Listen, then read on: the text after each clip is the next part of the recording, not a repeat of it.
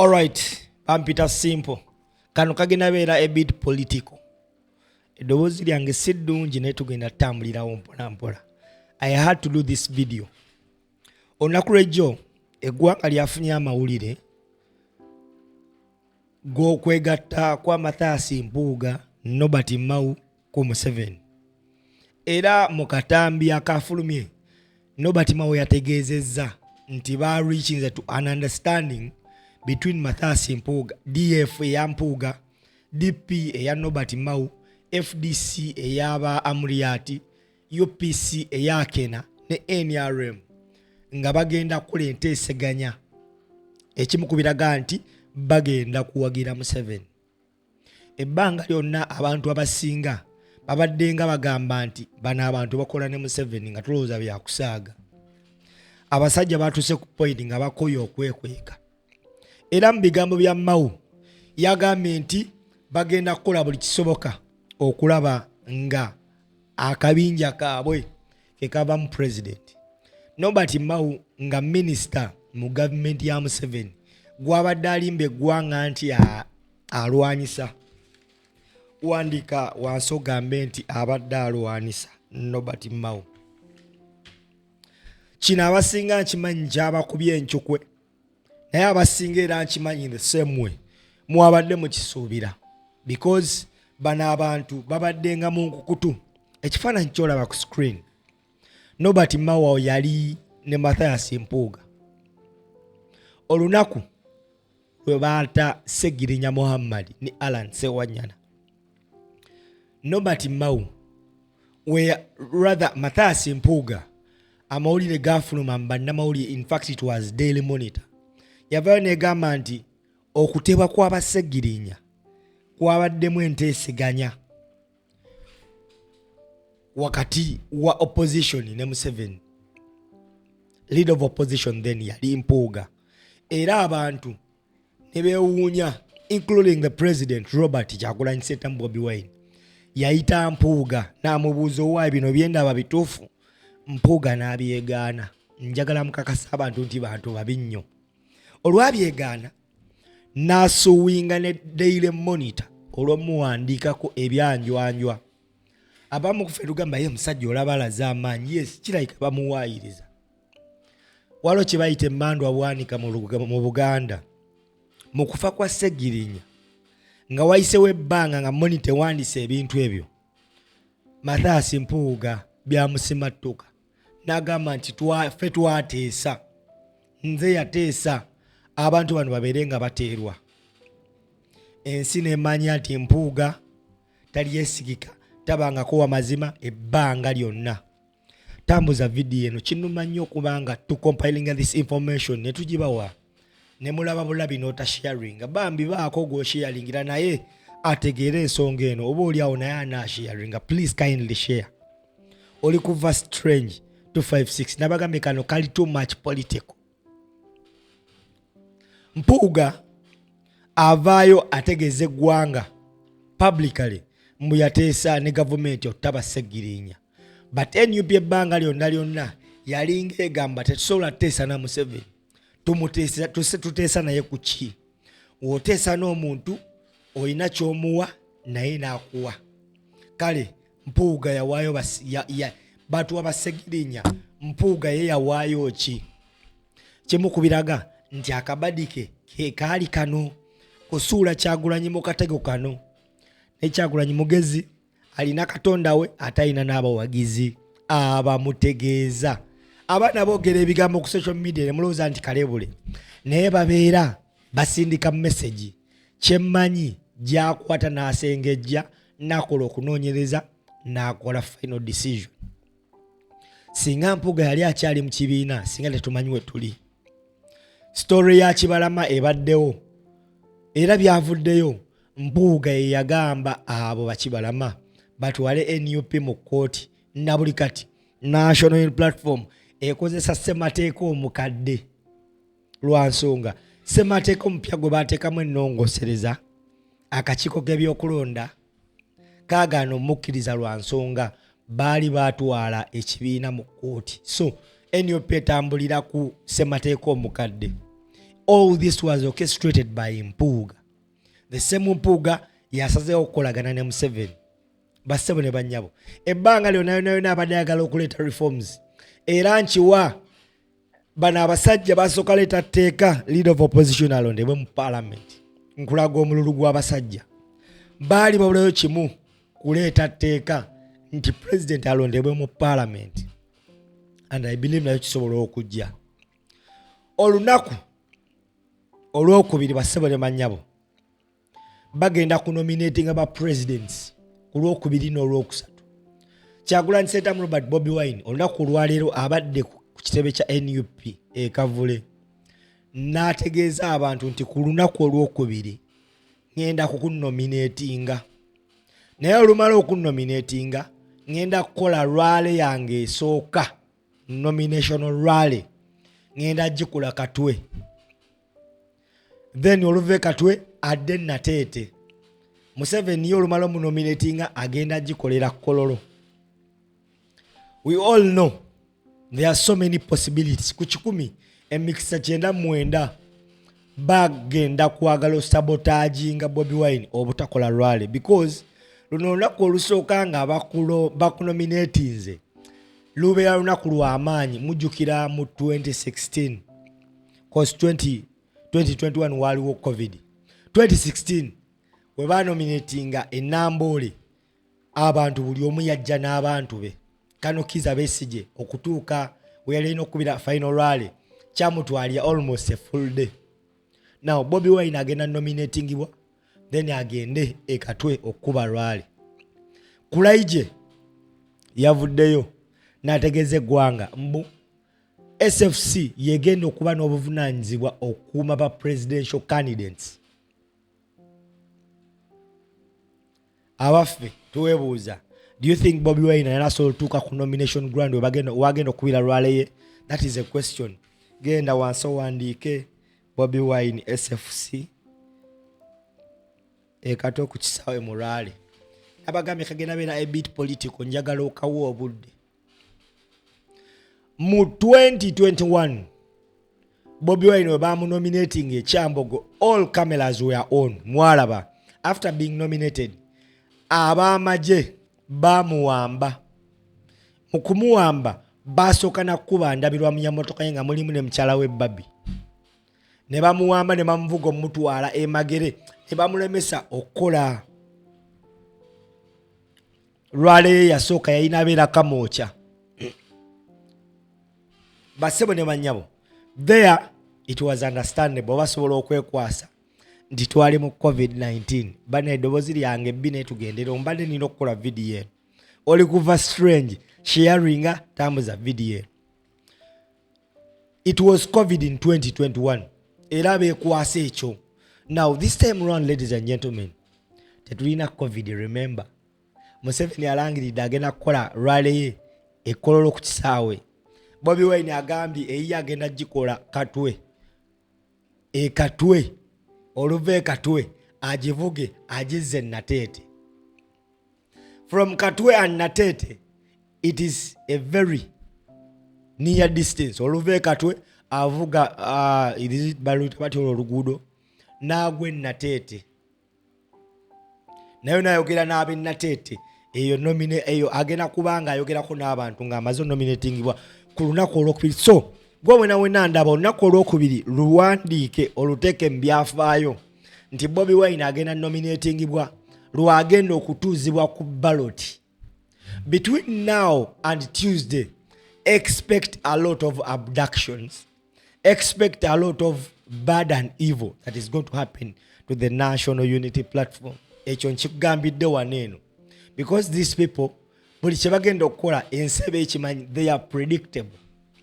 Olunaku olwaleero Kyagulanyi wabadde ku kitebe kya NUP mu lukungaana lw'abannamawulire avuddeyo n'ategeeza abo bonna abali willing omwegattako nti bino bye tugendamu kufa na kuwona because Bobi Wine tamala gakola statements. Njagala ompulirize bulungi.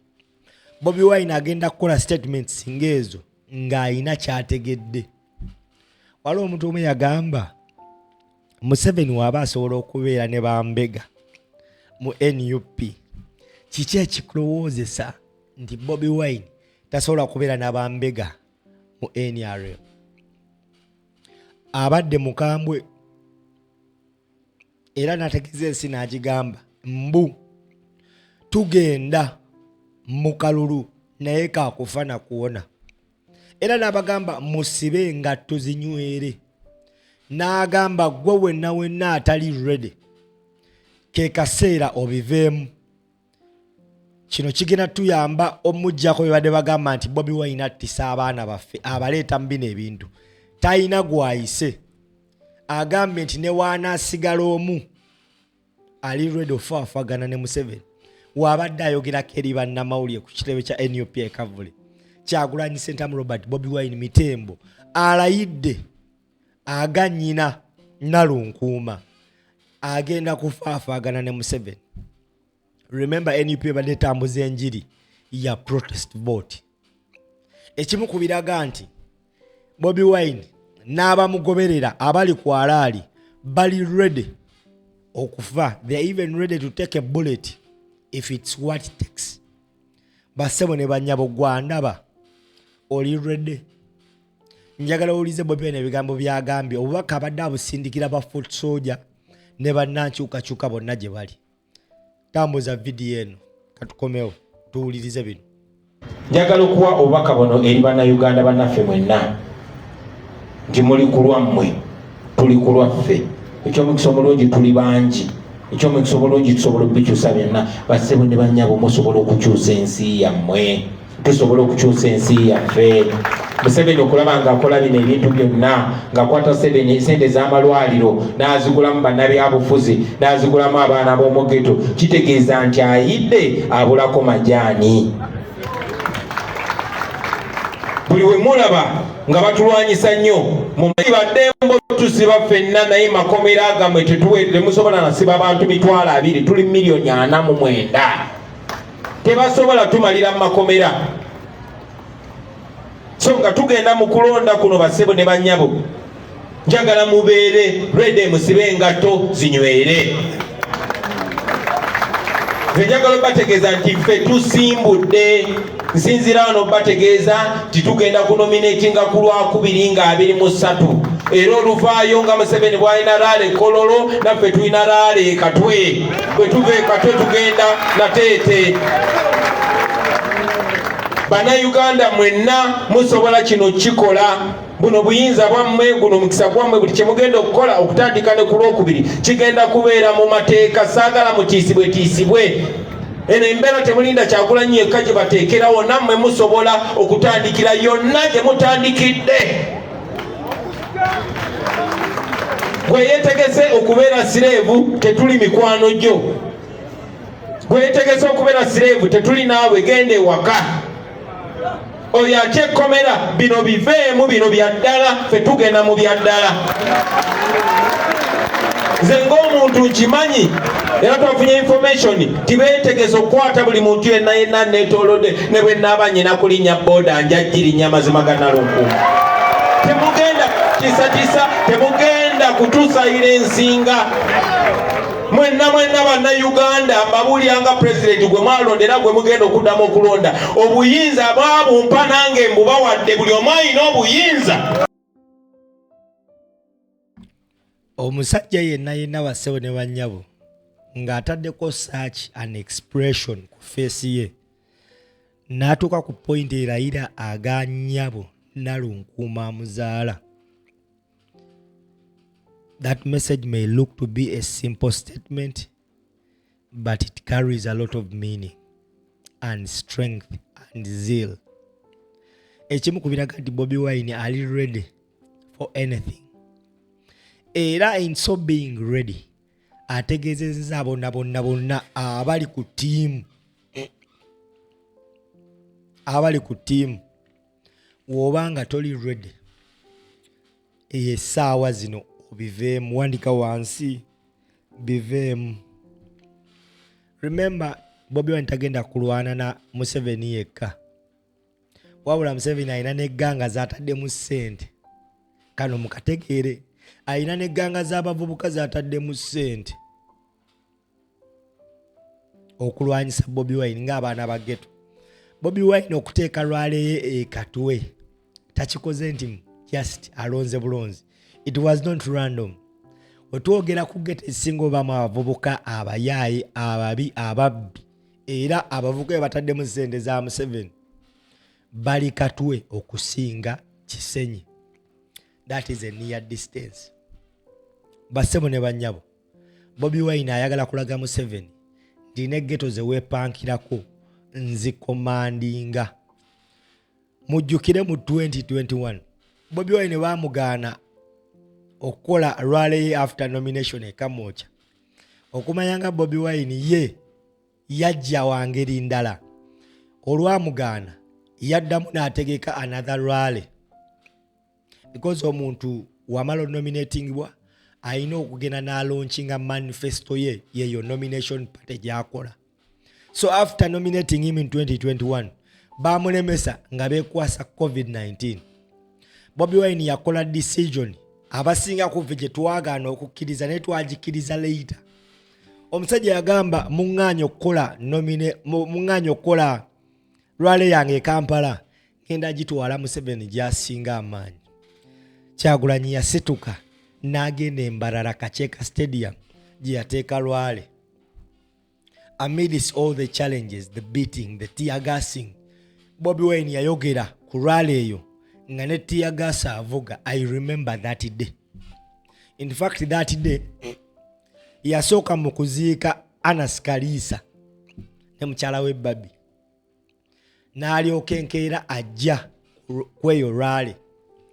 People were many, however much babalemesa abalaba kiripo ngenda ginoonya nja gibatekerako sometime mu masakaawo nga n'abantu babakuba babagoba bugobi obutajja. Abantu ne bagamba twagala Bobi. Bobi Wine musajja wa kuteekawo challenges era ye muntu kyobala yagamba ye kimuli ekyamera mu nkokoto ebintu byabadde ayimba abadde abikakasa. Gwandaba oli kuva strange n'agamba eno video egenda beera a bit political. Kino simanyi wowe kireka Mathias Mpuuga, simanyi we kireka bonna abali mu DF, because ebbanga lyonna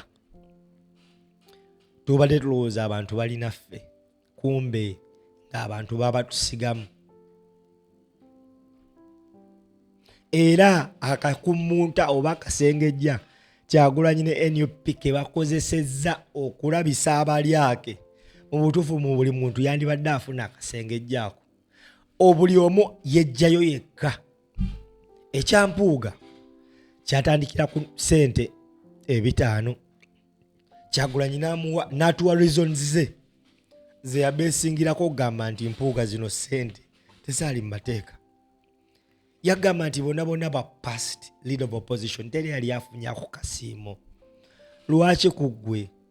Era kasiimo ako lwaki mwakateesa before nga lwaki bakakuwa nga tonaba na kuresigninga nga tonaba na kuleku tonaba kumaliriza mulimu omuntu bamusiima amaze omulimu. Ensonga ezo zaali 10 nja kulayo video nzibayitiremu naye na buli kati Mpuuga tavangayo kunnyonnyola. Wabula bagezaako okukola olukujjukujju ne kkooti n'ebiyisaamu ssente yazifuna mu mateeka. Naye remember yali kkooti ya Museveni n'abantu be. Ekkooti y'Abannayuganda yo egamba era ne kakati still egamba Mpuuga wakwata mu nva z'Abannayuganda n'obbamu ebifi 5. So tewali however much Museveni ayagala Bobi Wine okuvaawo ne right now nkakasizza tewali muntu asinga Mpuuga. Njagala kano okawulire. Tewali muntu asinga bantu abo babiri wagala Bobi Wine kuvaawo. Era kino nkyogera authoritative station ku mukutu guno. Abantu abo we bafuna chance taking a bullet into Bobi Wine's head basobola oditwala. Trust me. Ekyo kikirize oba kigaane. Ebigambo Norbert Mao bye yayogedde yagambye newe kiba kyetaagisa kukola ki tujja basirisa. Ono minisita w'amateeka ekikulu temwagala tambuza video zino banetambuza video oli kuva strange bampita Simple MC.